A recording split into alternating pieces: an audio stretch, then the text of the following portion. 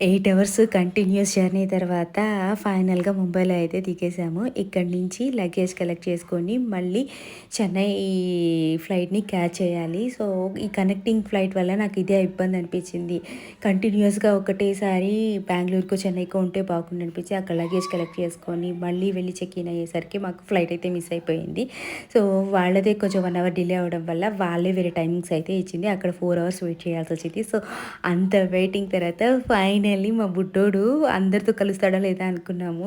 వాళ్ళ మామ రాగానే గుర్తుపడతాడో గుర్తుపట్టలేదు కానీ, ఎత్తుకోగానే మంచిగా ఏడవకుండా అయితే వాళ్ళ మామ దగ్గరికైతే ఎళ్ళాడు. అస్సలు ఎక్స్‌పెక్ట్ చేయలేదు బుడ్డోడు వెళ్తాడు అని చెప్పి. అంటే ఏడుస్తాడు అని అనుకున్నాము. అస్సలు ఏడవలేదు. మంచిగా కొంచెం షై ఫీల్ అవుతున్నాడు కానీ, ఫైనల్లీ వాళ్ళ మామ దగ్గరికైతే ఎళ్ళాడు. బుడ్డదానికైతే ఎంత హ్యాపీ ఏసిందో వాళ్ళ మామని చూడగానే.